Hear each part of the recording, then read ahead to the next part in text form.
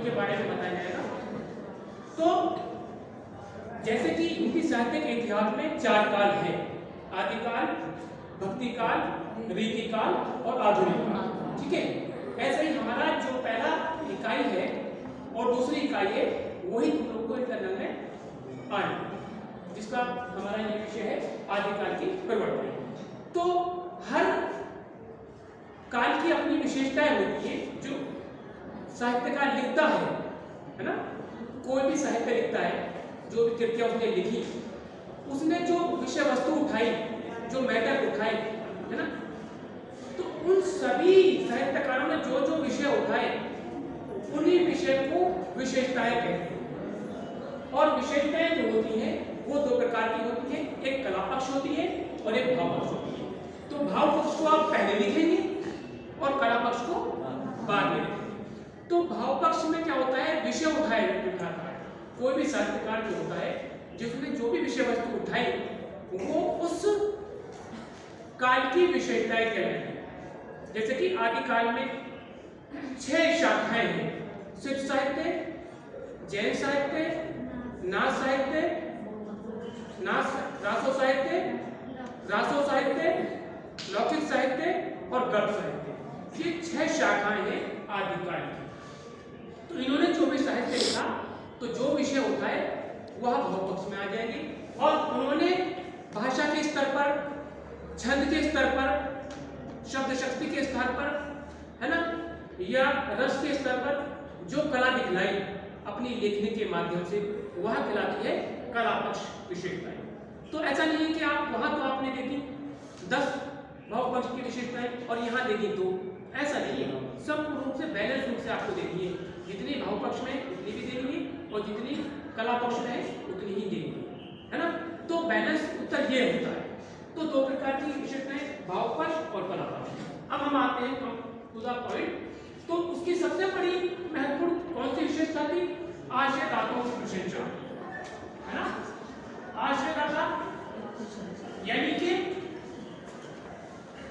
आशयदाता वह कहलाता है कि प्रत्येक जो भी साहित्यकार था किसी न किसी राजा के दरबार में रहता था, है ना। तो उसको क्या करना था, अपने राजा की प्रशंसा करना थी, चाहे वो युद्ध की प्रशंसा करता हो, चाहे अपने किसी प्रकार की प्रशंसा करता हो। तो वहां उसको जो भी सैलरी मिलती थी, जो भी वेतन मिलता था, और उसकी प्रशंसा करता था। तो पहली सबसे महत्वपूर्ण जो विशेषता है आदिकाल की, वह है आशयदाताओं की प्रशंसा। हर दरबार में कवि रहता था, वो जो भी काव्य लिखता था या महाकाव्य लिखता था या खंड काव्य लिखता था, उसमें उसकी प्रशंसा करता था अपने राजा। तो सबसे महत्वपूर्ण, क्योंकि ये नंबर 1 पे इसलिए आई कि वह जो दौर था आदिकाल का, वह राजाओं का दौर था, है ना। तो प्रत्येक कवि अपने राजाओं की, अपने आशयदाता की प्रशंसा करता था। तो वो सबसे टॉप पर आ गया, आशयदाताओं की प्रशंसा। दूसरा, युद्धों का सजीव वर्णन, युद्धों का सजीव वर्णन, ये दूसरे नंबर की विशेषता थी। ठीक है, ठीक है। वहां तो ये प्रधानमंत्री होता था, राजा होते थे, कोई सीमा के आधार पर लड़ रहा है, कोई स्त्री को लेकर लड़ रहा है, कोई भूमि को लेकर लड़ रहा है। तो कहीं ना कहीं किसी ना किसी प्रकार से युद्ध जो होते रहते थे, वो उनका वर्णन कवि अपनी किताबों में करते थे। जैसे पृथ्वीराज रासो है, या विशाल देव रासो है, या विजयपाल रासो है, या कुमान रासो है। तो उसमें युद्धों का राजाओं की कहानियां। तो पहले नंबर पे आशयदाताओं की प्रशंसा, फिर युद्धों का सजीव। तीसरा महत्वपूर्ण क्या थी कि इतिहास एवं कल्पना का मिश्रण किया गया। इतिहास एवं कल्पना का सम्मिश्रण, ठीक है।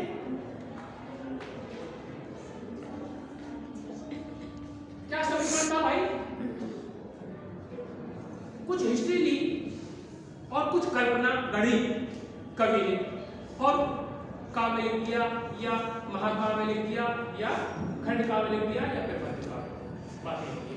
तो उन्होंने इतिहास को लेते हुए, कल्पना का गठन करते हुए कोई भी महाकाव्य, कोई भी काव्य अपने अनुसार रचित किया।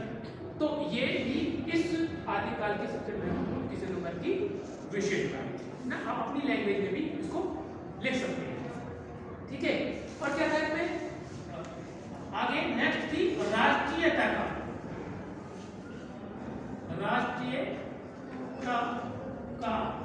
अभाव, ठीक है भाई। कोई राजा था, राजा ये नहीं देखते थे कि अगर हम किसी दूसरे राजा से युद्ध कर रहे हैं तो कितने व्यक्ति मारे जाएंगे, हैं क्या कि भूखमरी आ सकती है, कैसा आकार बढ़ सकता है, उनको ये परवाह नहीं था। उनको तो ये है कि अगर हमारी सीमा पे विवाद हो गया तो हम युद्ध करना है, या किसी स्त्री को लेकर युद्ध हो रहा है या किसी भूमि को लेकर युद्ध हो रहा है, तो उनको ये नहीं था। तो इसे कहते हैं राष्ट्रीयता। अगर राष्ट्रीयता उनके अंदर होती है ना, नाम बात के लिए थी, संकुचित स्थिति थी राष्ट्रीयता की, ठीक है, राष्ट्रीयता का संकुचन बनना, संकुचित बनना किताबों में जैसा मिलता है। तो हमारी अगली जो विशेषता है वो राष्ट्रीयता का अभाव है आदिकाल में। ये हमारी पुस्तकों में देखने पर पता लगता है, चाहे वो पृथ्वीराज राज हो या बिशन देव राज हो या भगवान राज हो या अन्य कोई भी कृति हो, है ना, उसको पढ़ने के पश्चात पता लगता है कि इस काल में राष्ट्रीयता का अभाव था लेकिन बहुत कम, ठीक है। अब नेक्स्ट हमारी जो वो है वह है प्रबंध एवं मुक्तक काव्य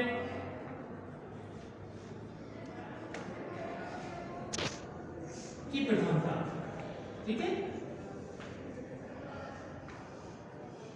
ये भैया क्या है प्रबंध और मुक्तक काव्य। हम आप जानते हैं कि काव्य के जो प्रकार हैं वह खंड काव्य, महाकाव्य, मुक्तक काव्य, ये काव्य के प्रकार है ना। जैसे कि महाकाव्य क्या कहलाता है, पहले मैं बता दूं शॉर्ट। महाकाव्य क्या होता है, किसी भी महापुरुष की या किसी भी राजा की या किसी भी महत्वपूर्ण व्यक्ति की हम उसके जब संपूर्ण जीवन का वर्णन करते हैं, है ना, बचपन से लेकर और अंत तक का, तो जो हमने वो काव्य के माध्यम से कहानी लिखी है ना, वह कहलाता है महाकाव्य। और खंड काव्य क्या होता है, किसी भी महापुरुष की उसके किसी जीवन के एक पक्ष का वर्णन करना काव्य के माध्यम से, वह कहलाता है खंड काव्य। खंड एक पाठ, ठीक है, यह कहलाता है खंड काव्य। और मुक्तक काव्य क्या होता है, मुक्तक काव्य उसे कहते हैं जो किसी भी रीति या परिपाटी से बनकर नहीं लिखा जाता है ना। एक दोहा इस पे लिख दिया, एक पद इस पे लिख दिया, एक पद उस पे लिख दिया, यानी किसी भी परिपाटी से रीति से बनकर वो नहीं लिखा जाता है। उसका अपनी स्वमर्जी है कि वो किसी पे भी लिख दे, है ना, वह कहलाता है मुक्तक काव्य। मुक्त होकर फ्री को लिखे कि मैं इस पे भी लिख सकता हूँ, मैंने उस पे भी लिख दिया, मैंने उस पे भी लिख दिया, मैंने इस पे भी लिख दिया, किसी एक विषय से बनकर नहीं लिख रहा है कभी, है ना, वो अनेक विषयों पर अलग अलग, जैसे कि बिहारी की सस्ते है ये मुक्तक काव्य, ठीक है।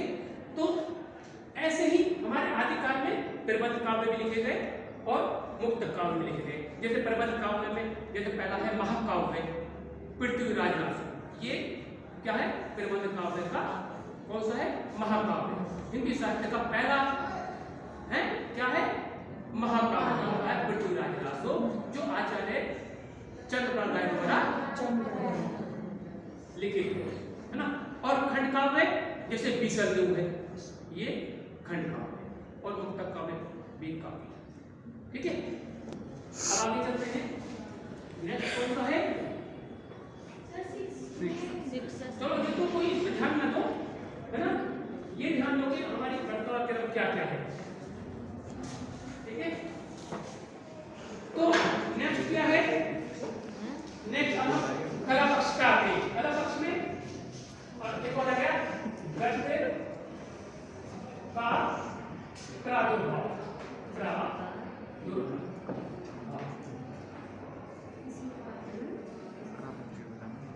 ये गद्य का प्रादुर्भाव। जैसे कि आप जानते हैं कि आदिकाल में जो भी विषय उठाया जाता था, जो भी बात करी जाती थी कवि के माध्यम से, वह काव्य के माध्यम से प्रस्तुत की जाती थी। तो ये एक ऐसा काल था जहां गद जो था वो बीज रूप में उभर रहा था, है ना। विकास तो आधुनिक काल में जाके हुआ, रीति काल के बाद गद का। जैसे कि गद में क्या गया, संस्मरण है, रेखा चित्र है, कहानी है, उपन्यास है, रेखा चित्र है, डायरी है, आत्मकथा है ना, या जीवनी है, या पत्र साहित्य है ना, या आपकी और अन्य है, नाटक है ना, एकांकी है, ये कहलाते हैं गद। तो ये गद का जो प्रादुर्भाव था वो बीज रूप में हो रहा था हमारे आदिकाल। जैसे कि रोड़ा थे गद के दिखने वाले, दामोदर थे ज्योतिरीश्वर, रोड़ा की राव वेद है, उक्ति व्यक्ति प्रकरण है ना, ये गद के उदाहरण, लेकिन बीज रूप में हुआ। तो ये भी भाव पक्ष की कला, भाव पक्ष की एक विशेषता है। अब कला पक्ष में आ जाते हैं। कला पक्ष में क्या था कि डिंगल एवं पिंगल भाषा का प्रयोग। आदिकाल में डिंगल एवं पिंगल भाषा का प्रयोग महत्वपूर्ण रूप से हुआ, है ना। तो अब ये भैया डिंगल क्या है, ये पिंगल क्या है, पहले ये समझ लें। तो डिंगल जो है वो दो भाषाओं से मिलकर बना, अपभ्रंश और राजस्थानी, दोनों का मिश्रण डिंगल भाषा कहलाता है। राजस्थानी थी और अपभ्रंश भाषा, दोनों भाषा को मिक्स करके जो लिखी जाती थी वह कहलाती थी डिंगल भाषा। पिंगल भाषा क्या थी, अपभ्रंश भाषा और ब्रज भाषा का संयोग या सम्मिश्रण कहलाता है पिंगल भाषा। तो आदिकाल में डिंगल एवं पिंगल भाषा का प्रयोग महत्वपूर्ण रूप से होता है। जो भी कवि लिखे गए, जो भी काव्य लिखे गए, है ना, 6 शाख हो गए, ठीक है। अब क्या था, छंदों का विविध प्रयोग, छंदों का विविध प्रयोग, ठीक है। जैसे कि शायद 68 या 69 छंदों का प्रयोग किया गया है हमारा पृथ्वीराज रास में। तो महत्वपूर्ण से जो कौन से छंदों का प्रयोग था, दोहा, चौपाई और लोहा, ये महत्वपूर्ण छंद थे जो आदिकाल में प्रयोग किए जा रहे थे कवियों के माध्यम से। जो भी उन्होंने काव्य लिखे, जो भी महाकाव्य लिखे, जो भी खंड काव्य लिखे, ठीक है, किसी भी शाखा में लिखे। तो ये कला का दूसरी व्याख्या है कला पक्ष की। तीसरी क्या है, अलंकारों का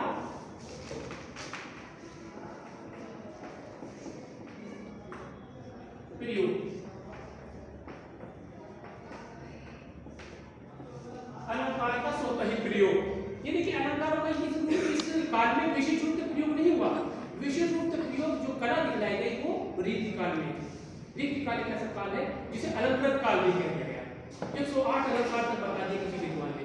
तो ये है ना, लेकिन हमारे आदिकाल का इसमें कोई महत्वपूर्ण रूप से अलंकार का प्रयोग नहीं है, लेकिन कुछ अलंकारों का प्रयोग हुआ, ठीक है। तो ये कौन सी विशेषताएं चल रही थी, कला पक्ष की। आगे देखेंगे कि श्रृंगार, वीर एवं श्रृंगार, वीर एवं श्रृंगार रसों की प्रधानता, वीर एवं श्रृंगार रसों की प्रधानता। चूंकि जो रासो काव्य था उसमें राजाओं की वीरता का वर्णन है, तो स्वतः ही वीर रस प्रधान हो गया उनके काव्य में। श्रृंगार है जहां स्त्री की सुंदरता का वर्णन हो रहा है, तो वहां पर श्रृंगार रस का प्रयोग है। तो महत्वपूर्ण रूप से आदिकाल में वीर एवं श्रृंगार रस का की प्रधानता रही, ठीक है। ये कला पक्ष की नेक्स्ट विशेषता हुई। इसमें एक और विशेषता लगी कि जैन है, नाथ है, सिद्ध है, इन साहित्यों का भी प्रादुर्भाव हुआ या इन साहित्यों का भी गठन शाखा के अनुसार हुआ। तो ये भी विशेषता इस काल की। तो मैं समझता हूँ लगभग सारी विशेषताएं इस काल की आप लोगों ने देख ली। तो ये आदिकाल की हमारी कहलाती है विशेषताएं। जो भी साहित्य जब मिलता है और बढ़ान उससे मिलता है जो वो पहले नंबर पे, जो उससे कम मिलता है वो नीचे आ जाता है। तो ये हमारे आदिकाल की महत्वपूर्ण प्रवृत्तियां कह लो या विशेषता है। ओके, ठीक है, अब नया विषय लेके चलें।